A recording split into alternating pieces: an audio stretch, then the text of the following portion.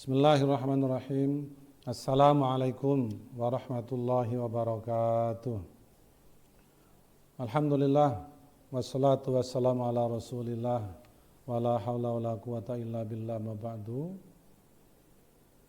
Hadirin berbahagia, para orang tua semuanya, masyarakat. Alhamdulillah, hari ini kita akan melakukan pertemuan untuk membahas tentang pertanyaan mendasar. Kenapa kita mesti mencintai Al-Quran? Alhamdulillah, Al-Quran merupakan kitab suci dari Allah Subhanahu wa taala. Karenanya dalam ajaran kita, Al-Quran ini menjadi penting. Allah SWT memberikan kepada kita keyakinan yang kuat untuk mampu mencintai Al-Quran. Ya, dalam surah Al-Baqarah, A'udzubillahi minasyaitonirrajim, Bismillahirrahmanirrahim. Alif Lam Mim. Dzalikal kitabu la raiba fihi, hudal lil muttaqin. Ayat ini memberikan penegasan kepada kita dasar keyakinan kita kepada Al-Quran untuk mencintainya adalah Allah menegaskan dzalikal kitabu la raiba fihi. Al-Quran itu tidak ada keraguan di dalamnya. Hudal lil muttaqin, dan dia menjadi petunjuk bagi orang-orang yang ingin bertakwa kepada Allah Subhanahu wa taala. Jadi karena Al-Quran adalah hudan, petunjuk, maka seyogianya lah kita mencintainya. Karena petunjuk itu menjadi bagian integral yang dibutuhkan dalam kehidupan kita. Allah memberikan Al-Quran kepada kita untuk menjadi petunjuk agar kita bisa memaknai tema-tema besar dalam kehidupan kita. Mulai tema tentang hakikat kehidupan, tema tentang hakikat hari akhir, tema tentang ketuhanan itu sendiri. Semua itu kita dapatkan informasi dari Al-Quran yang merupakan kalamullah, kalam Allah yang diberitakan kepada kita. Sehingga ketika kita bisa berinteraksi dengan Al-Quran, mencintainya dan mengambil pelajaran darinya, menjadikan hidayah, maka insya Allah kita tidak akan tertipu oleh kehidupan dunia. Ya, bahkan posisi dunia pun Allah tempatkan pada tempat yang terbaik buat kita. Hari berbahagia, karenanya kecintaan kita kepada Al-Quran menjadi lebih besar. Karena semua makna itu terjawab dalam Al-Quran. Tidak ada dalam Al-Quran yang luput satu pun. Ya, semua mampu menjawab semua problematika dasar bagi kehidupan kita.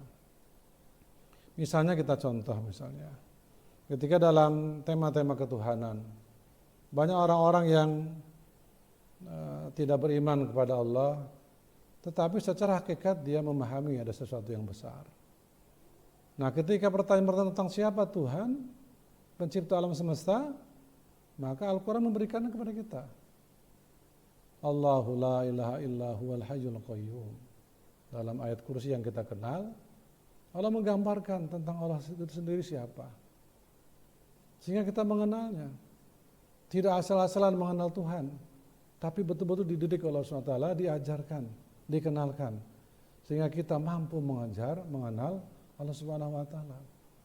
Dan barang siapa yang mengenal Tuhannya, maka insya Allah dia bisa menempuh jalan kebaikan kepada Rabb-nya. Ya. Tentang tema hakikat kehidupan misalnya. Dalam surah Al-Mulk, Allah menggambarkan alladzi khalaqal mauta wal hayata liyabluwakum ayyukum ahsanu amala. Allah bergilirkan hidup dan mati di antara kalian, di antara manusia semuanya. Hari ini ada yang mati, besok ada yang hidup, besok ada yang mati, lanjut ada yang hidup lagi. Satu hakikatnya, liyabluwakum ayyukum ahsanu amala. Untuk menguji kita semua, siapa yang paling baik amalnya. Jadi kalau kita meresapi mana ini, maka hakikatnya kita di dunia itu untuk beramal. Bukan berebut harta, apalagi mengumpulkan harta dengan cara-cara yang tidak halal, nggak ada. Karena hidayah itulah kemudian kita bisa mengarungi hidup ini dengan baik. Tapi bagi mereka yang tidak memahami hakikat tentang kehidupan tadi, maka mungkin saja Ada di antara kita yang kerjaannya numpuk-numpukin harta aja. Seolah-olah dia bisa mengekal kita sampai hari kiamat nggak mati-mati, nggak ada. Ketika mereka tidak memahami makna hakikat hidup ini, maka banyak orang yang berbuat keburukan. Karena dia tidak yakin adanya hari akhirat misalnya. Maka pekerjaannya muas-muasin di dunia, apa saja dia kerjakan. Ya, yang halal, yang haram disikat semuanya. Karena tidak ada petunjuk. Maka ketika kita menjadikan hudan, maka Allah memberikan petunjuk kepada kita tentang hakikat tadi. Di dalam surat Al-Imran ayat 185 Allah menggambarkan hakikat yang lebih luas. Kullu nafsin dha'iqatul maut. Wa innama tuwaffawna ujurakum yaumal qiyamah. Faman zuhziha 'anil nari wa adkhulil jannah faqad faz. Wa mal hayatud dunya illa mata'ul ghurur. Allah memberikan gambaran kepada manusia. Hidayah kepada kita semuanya. Kullu nafsin dha'iqatul maut. Setiap yang berjiwa pasti akan mati. Wa innama tuwaffawna ujurakum yaumal qiyamah. Dan Allah akan menyempurnakan balasannya di hari kiamat nanti. Balasan apa? Balasan atas kebaikannya diberikan pahala. Balasan atas dosa dan kemaksiatannya diberikan siksa. Faman zuhziha 'anil nari wa adkhilal jannah faqad faz. Lalu memberikan gambaran yang beruntung adalah orang-orang yang ketika lepas dari neraka dan masuk surga, itulah yang beruntung. Ya, makanya tema-tema di Yaumul Mahsyar nanti hanya satu. Saya masuk surga atau masuk neraka, itu saja. Bagi orang yang beriman, ya. Wa mal hayatud dunya illa mata'ul ghurur. Allah menggambarkan bahwa kehidupan dunia itu hanya sekedar memperdayakan diri kalian. Banyak orang yang lalai dari ini karena ngurusin dunia saja, sehingga tidak menghakikatnya. Tapi kalau dia menghakikatnya, maka ngurus dunia akan baik. Karena dunia itu menjadi mazra'atul akhirah. Dunia itu menjadi kebunnya akhirat yang kerjanya menanam dan panennya nanti di akhirat. Nah, informasi ini akan menunjuk kepada seseorang untuk berbuat baik. Tapi ketika dia tidak menjadikan pertoban, maka bisa jadi terjadi kekacauan. Nah, makanya kemudian karena Al-Quran menjadi hudan petunjuk buat kita, maka kita harus menginteraksikan Al-Quran pada diri kita. Sehingga dia betul-betul menjadi alat untuk menunjukkan kita kepada jalan yang lebih baik. Ya. Karenanya ini menjadikan Al-Quran sebagai pendidikan utama. Wabil khusus pada sekolah-sekolah harusnya ini dulu ditanamkan. Jadi menjadi pondasi orang untuk bisa jadi baik dan bisa menjadi maju. Ya, bukan nafsu duniawi, tapi nafsu dari iradah Allah SWT, dari petunjuk Allah Subhanahu Wa Taala yang memberikan gambaran kepada kita bahwasanya inilah jalan-jalannya. Maka sudah sewajibnya lah sekolah-sekolah itu memberikan pengajaran Al-Quran yang lebih dulu kepada anak-anak muridnya. Dididik dulu, mulai dari tilawahnya. Kemudian juga mulailah kemudian belajar memahami maknanya. Dia menjadi hudan karena maknanya kita pahami.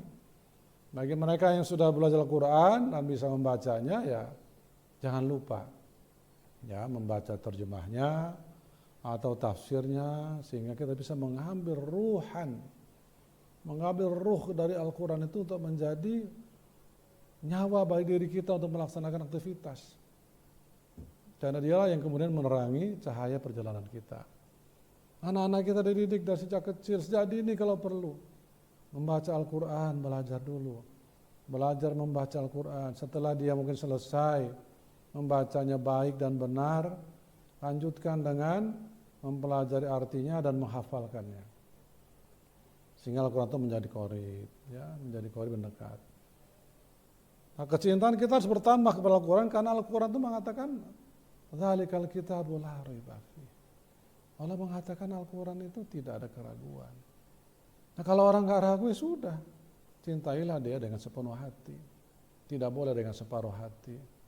Orang kalau masih ragu sama orang lain untuk mencintainya, biasanya langkahnya terpotong-potong. Karena Allah menegaskan, dzalikal kitabul la raiba fihi. Nggak ada yang ragu di Quran ini. Ya, maka kalau nggak ragu, kita jangan separuh-separuh, harus mencintai Al-Quran. Ya, makanya kita mulai prinsip ngaji itu penting. Apa yang penting ngaji? Ya tentunya yang prinsip utama adalah ngaji itu penting. Kalau ngaji itu penting, maka luangkanlah waktu khusus untuk tilawah Quran. Luangkan waktunya, kasih porsi yang cepat untuk kita bisa membaca Al-Quran dalam sehari semalam itu ada waktunya. Jangan sekedar-sekedar saja, tapi betul-betul menghadirkan kerinduan yang mendalam. Kalau sehari nggak ngaji, rasanya rindu untuk ngaji. Ya, maka segeralah ngaji. Kita sadar betul, semua manusia ini butuh berjumlah miliaran, nggak ada yang sama suaranya. Masing-masing berbeda. Ya, kerinduan kita kepada Al-Quran itulah yang kita lantunkan. Ya, mungkin mereka juga rindu dengan suara kita karena masing-masing berbeda. Makanya kita kemudian luangkan waktu untuk bisa tilawah. Ini menjadi penting buat kita. Ya, bagi mereka yang belum bisa ngaji, ya belajarlah ngaji. Ya, kejarlah, minta kepada Allah untuk dimudahkan bisa belajar Al-Quran. Jangan berlari, jangan menjauh dari Al-Quran. Dekatilah. Ya, dan Al-Quran itu walaqad yassarnal Qur'ana lidzikri fahal min mudzakir. Enggak ada orang yang enggak bisa baca Al-Quran. Tingkat afiliasi Al-Quran dengan seluruh suku di dunia semuanya mudah. Enggak ada yang susah. Ya, kadang-kadang kita belajar satu bahasa susah, tapi ketika orang ngaji bisa insya Allah. Lidah apapun bisa untuk tilawah. Makanya bagi mereka yang belum bisa belajar Al-Quran, berusaha untuk belajar dan minta doa kepada Allah. Mudahkanlah kami untuk bisa membaca Al-Quran. Semangat. Hadiri ta'lim-ta'lim, hadiri tempat pengajaran Al-Quran. Itu pintu utama untuk bisa membuka kita bisa memahami Al-Quran. Karena itulah kemudian kita bisa berinteraksi, Al-Quran menjadi hidayah.